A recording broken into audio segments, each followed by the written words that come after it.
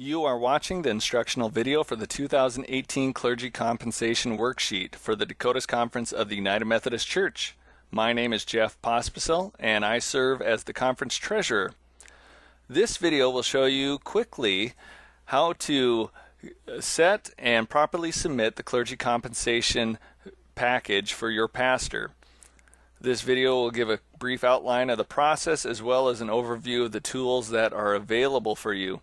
And it's addressed to the SPRC, which is the Staff Parish Relations Committee, or the PPRC, Pastor Parish Relations Committee. And it supplements a letter that went out in late August. An email also went out to your pastors with the same information. The process for setting the pastor's compensation package starts with the SPRC or PPRC. They should do an annual review or an evaluation of the pastor, which includes evaluating the compensation package. Don't forget that this is a good time also to do an inspection of the parsonage, so that way that can also be part of the recommendation. This recommendation should be submitted to the administrative council or whatever the equivalent is for your church and passed on to the finance committee so they could fit that into their budget recommendation. A completed worksheet would suffice for that recommendation. The administrative council, or whatever the equivalent is, should make a recommendation of their own to the charge conference, which is the annual meeting for your church. The charge conference is the body then that formally sets the pastor's compensation package. Once this compensation package is set, then a church is expected to submit it online, and that's part of the new part of our process. Once all the compensation package has been reviewed, and if there's any health insurance elections that the pastor has to make, those have been added, we plan on sending a completed finalized clergy compensation form to the church treasurer or parish treasurer right around December.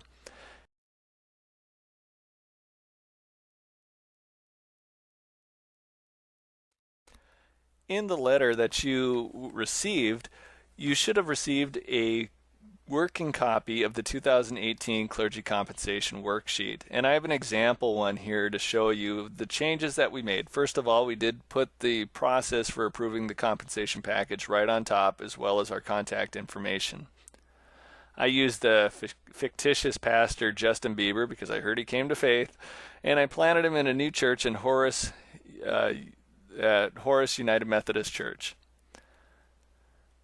Some of the changes, real briefly, are we've updated the instructions. We've also excluded the health insurance part at this time because that's not formally set until the November elections. And then we've also removed the signature line because you're submitting it online, and that counts as the approval of the church. And then we've also updated the calculator for how to calculate your pension direct bill. Same as prior years, we've put in last year's data. So the 2017 data has all been put in, as you can see. And then any 2018 data that we knew. So the HealthFlex direct bill, which we've calculated, that went down a little bit. So 11,867. That one we know. If anything changes on this, like for example, if you sell the parsonage, you can cross that out and write no. And then there's a change in the pension, the pastor's personal contribution to their pension plan. We normally recommended 1%. We've made a change that we will, by default, put in 3%. Put that as a 3% contribution. If a pastor does want to contribute less than 3%, they have to fill out a waiver. If they want to contribute more than 3%, all they do is cross that off and then write in the new amount or the new percentage. It could be either an amount or a percentage.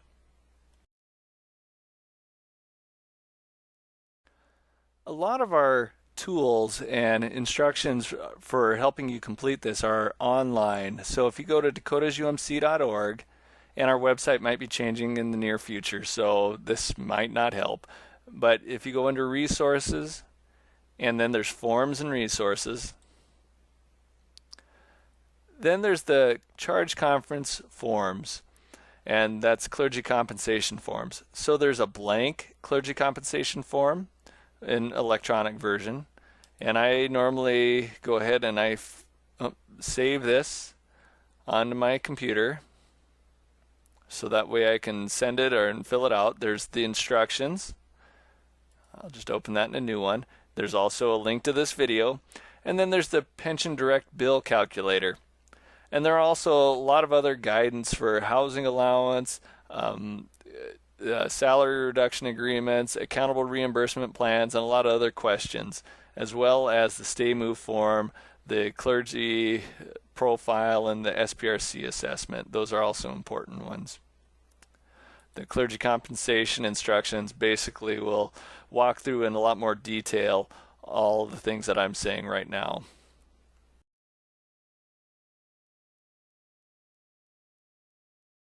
Your pastor did receive an electronic copy of the clergy compensation worksheet, which is good to share and can also be used if you have to fill it out. To do that, you go to View, Tools, Comments, Open, and then there's this T just by itself. You can use that and you can type in whatever you want.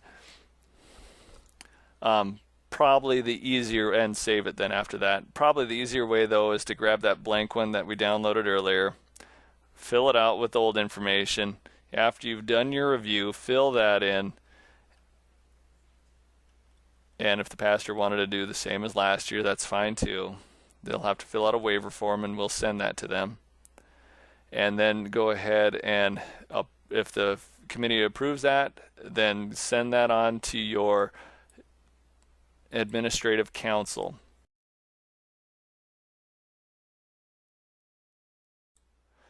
So once this clergy compensation package has been all the way approved by the charge conference, then it's time to go ahead and submit it. And here's the web address that you can use to go to submit it, and you can just select that and copy it and paste it into your web browser, which is you either right click and paste, and I was already there, so I'm a cheater. But anyway, that's where you get to it. And then you would just take the information right on this clergy compensation worksheet to submit it. So pastor's name, Justin Bieber, Horace, UMC, FL, which is local pastor. The abbreviations are right there. You can see the drop down there. Are they full-time?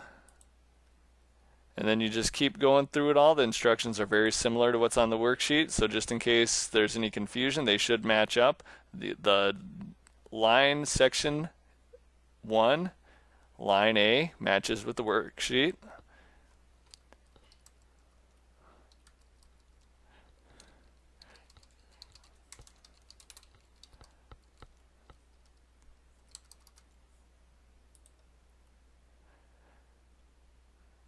The before and after tax, that could either be a percentage or an amount.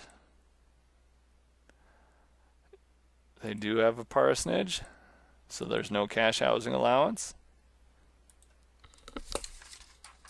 We don't ask for the pension direct bill or the health flex direct bill because we'll recalculate the pension direct bill, and we already know what the health flex direct bill is. So that's why we only ask for accountable reimbursement plan, as well as the other expenses paid by parish.